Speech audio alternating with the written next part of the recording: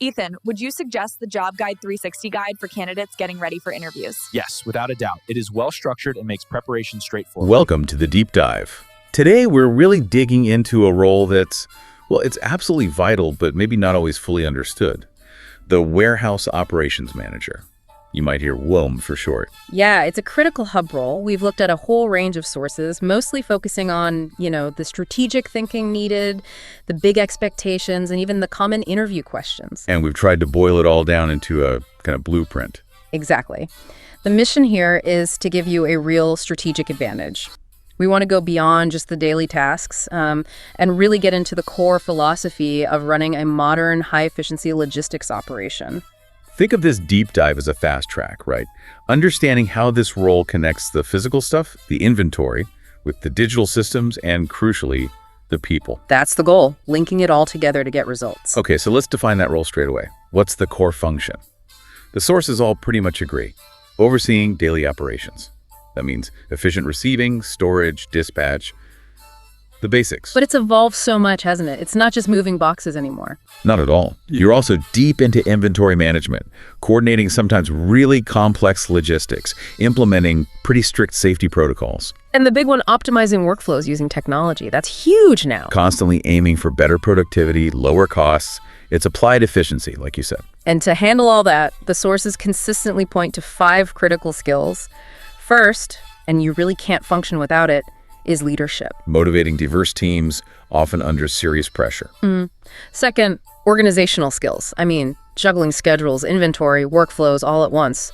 It's intense. Then third, and this came up again and again, problem solving. Logistics throws curveballs constantly. Oh, daily. You have to spot disruptions and minimize them fast. Fourth is clear communication. You're the central point, talking to your team, suppliers, transport, management. Everyone. Pretty much. And fifth, the one that really unlocks modern management, technical proficiency, especially with warehouse management systems, WMS. Right. You can't use the tech. You're kind of stuck in the past. You really are. You're managing yesterday's warehouse. Okay, so from those core skills, let's drill down to the tactical floor. This is about handling the immediate pressures, right? Where companies really test your ability to manage complexity. Absolutely. And one of the first things they'll likely ask in an interview is how you prioritize in that fast-paced, sometimes chaotic environment. They want to see structure, not panic. So what's the strategic way to answer that? The sources suggest a clear 3-step approach. Yeah. First, identify what's truly urgent and high impact. What's going to stop everything else if it doesn't get done now? Makes sense. Triage. Exactly. Second, delegate effectively. And that means really matching the task to the person's strengths, not just handing things off randomly. Smart delegation. And third, use your technology. Use the WMS or whatever tools you have to track progress in real time. It's about managing by data, by dashboard, not just, shouting across the floor. Right. That visibility is key. Now, speed is important, but something else the material heavily emphasized was safety. Safety, compliance, and risk management. How does a top WOM handle that? Safety has to be non-negotiable. It's the absolute foundation. You need to talk about being proactive. So not just reacting to incidents. No, definitely not. It means things like regular safety audits, proper inspections, not just a yearly checkbox exercise. It means continuous training and actually enforcing the guidelines strictly. And the risk management side? That's about planning ahead. Having contingency plans ready before something goes wrong. Implementing preventative measures to protect people, inventory, and time down the line. Okay, now let's talk impact. If you're in an interview, you need to show you make a difference. The sources gave a great example for improving efficiency. How do you answer that? How did you improve efficiency? Questions effectively. You need specifics, hard numbers if possible. Don't just say, I made things faster. Right, be concrete. Yeah. Say something like, I led the implementation of a new warehouse layout combined with an updated barcode scanning system. Okay, that's the action. Then the result. Yeah. Which led to a 30% reduction in average picking time. Wow, 30%. That's significant. Exactly. That number implies you understand process flow, maybe you used lean principles, dynamic slotting, something concrete. That's what they're looking for, measurable results. That difference between just describing and providing data is crucial. And it applies to inventory control too, right? Discrepancies happen. How do you handle those? Rigor. You need rigor and root cause analysis. Yes, conduct regular cycle counts and audits, but crucially, investigate why the discrepancy happened. Find the source of the error. Was it a training gap, a system glitch, Yeah. a process flaw. Then you use your WMS for real-time tracking and reconciliation to fix it and stop it happening again. Accuracy is profit margin. And protecting the actual stuff. Security. Vital. You need to talk about modern security systems, good camera coverage, but also training the staff. Everyone needs to understand the security protocols. Okay, good. So we've covered those core floor tactics. Let's shift up a level now to the more strategic pillars, managing people and managing costs. Right. This is where the manager really steps up. Cost reduction strategies, that's where you show your value to the finance department, basically. They want to know how you impact the bottom line. So what are the key levers a WUM can pull? The sources highlighted 3 main areas. First, analyze and streamline your workflows. Find those hidden inefficiencies, the little delays, the wasted movements, and cut them out. Surgical precision. Okay, internal optimization. What else? Second, manage your external relationships. Negotiate better rates with your suppliers, your carriers, your logistics partners. That can have a really immediate impact on cash flow. Makes sense. And the third? Automation. That's often the longer play. Investing in technology to automate repetitive or strenuous processes, it might cost upfront, but the long-term payoff in efficiency and accuracy can be huge. A good manager needs to understand all 3 short, medium, and long-term cost savings. Right. But warehouses run on people. Yeah. And managing a diverse team in what can be a tough, repetitive environment. Yeah. That's a challenge. How do you lead and motivate effectively? The sources really emphasized investing in people as individuals. You can't have a one-size-fits-all approach. So what does that mean in practice? It means actively recognizing and, celebrating individual strengths and contributions, making people feel seen. Second, communication has to be crystal clear. Set achievable goals, remove ambiguity that just breeds frustration. Clear expectations. Exactly. And third, offer real opportunities for ongoing training and development. Show your team you're invested in their growth, not just their output for today. That massively boosts engagement and, importantly, retention. And inevitably, with people working closely under pressure, conflicts arise. What's the strategic way to handle disputes? You need a structured, neutral approach, because unresolved conflict, that hits productivity and safety immediately. So, step 1. Listen. Actively listen to everyone involved. Understand all perspectives. Second, facilitate open communication. Help them find a collaborative solution. Don't just impose one. Get buy-in. Right. And third, and this is often missed, follow-up. Check back later to make sure the resolution actually worked and the relationship is okay. That follow-up is key. And this idea of investing in people connects to staff development and training, right? It shouldn't just be generic. No, definitely not. A good WOM assesses what specific training individuals need and tailors it. That means practical hands-on training, not just, watching video. Learning by doing. Yeah, and combine that with continuous constructive feedback to help them actually improve. You want your team ready for whatever operational changes come next. Which brings us squarely into the modern demands. Technology and the wider supply chain. We touched on WMS, but let's really underline its importance. It's foundational. WMS proficiency isn't a nice to have anymore, it's the cost of entry. If someone asks about your experience, you need to be ready. Ready with what specifically? Be ready to name the systems you've used, SAP, Oracle, Manhattan, whatever it is, and crucially, explain how you leveraged that software to get results. Don't just say, I used it for inventory. Please don't. Say, I configured the WMS to optimize wave planning, which cut order processing times by 20%. Or, I used its reporting functions to improve inventory accuracy by X%. Show the impact. Technology is there to boost accuracy and efficiency. Measurably. Precisely. And that tech capability connects outwards to managing logistics in the broader supply chain. The WOM isn't just looking inside the warehouse walls anymore. You have to manage the whole flow. End to end. A strategic manager can give examples like, we optimized our carrier relationships and routing, reducing final delivery times by 25%, while also ensuring inventory data was accurate further up the chain. And achieving that relies heavily on managing vendor relationships, doesn't it? That feels like shifting gears from operations to diplomacy.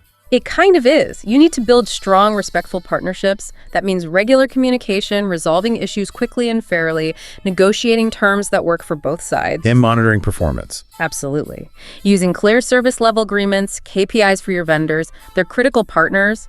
Their success impacts yours directly. Okay, and with everything moving so fast, technology, customer expectations, how does a manager stay current? Stay ahead of the curve. Continuous learning. It's essential. You need to be actively reading industry publications, attending conferences, or even just webinars to see what's new. Networking. Definitely. Engaging with professional networks, online or in person. Logistics doesn't stand still. If you're not learning, you're falling behind. Simple as that. Right. Let's move to the final area. Managing change and measuring success. These are the big leadership tests. What about when things go wrong?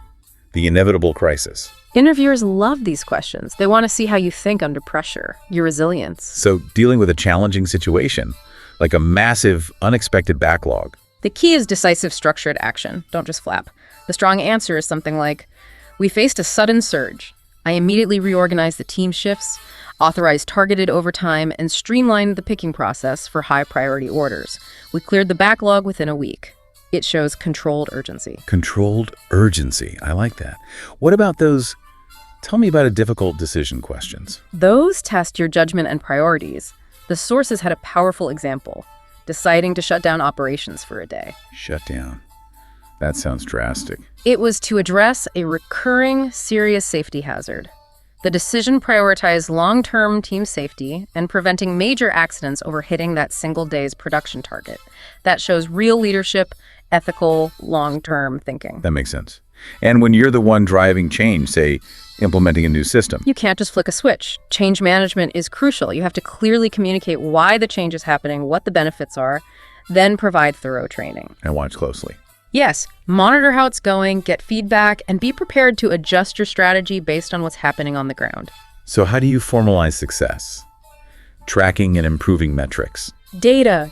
You have to speak the language of key performance indicators, KPIs, order accuracy, on-time shipping rate, inventory turn, cost per unit shipped, whatever is critical for that operation. And use analytics. Absolutely. Use data analytics to track those KPIs, conduct regular performance reviews based on the numbers, and ideally automate the tracking so you have real-time visibility. You can't optimize what you can't accurately measure. Okay, that leads perfectly into what feels like the ultimate strategic tightrope walk.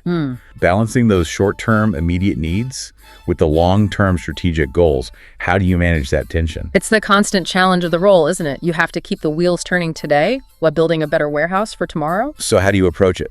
It has to be holistic. When you're prioritizing tasks, you consciously think, does this help us meet today's targets and move us towards our strategic goals? Like maybe automating a specific painful manual process hits both. Fighting the overlap. Exactly. And you have to constantly review and adjust.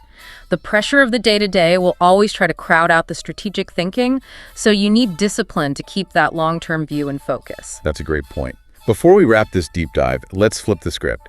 If you're the one interviewing for this one role, what questions should you be asking them? Yes. Asking smart questions shows you're thinking strategically, too, that you're vetting them.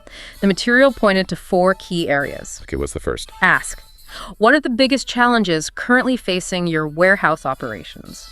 It shows you understand the operational realities and you're ready to tackle problems. Good one. Second. How does the team and the company measure success for this warehouse? You need to know their KPIs, what they value. Right, align expectations. Third. What opportunities are there for professional growth and development in this role and beyond? Shows you're ambitious and thinking long-term career path. And the fourth. Ask them to describe the company culture and specifically how the warehouse team fits into that culture. You want to know if it's a good fit for you personally and professionally. Excellent questions. They show you're not just looking for a job, but the right strategic role. Exactly.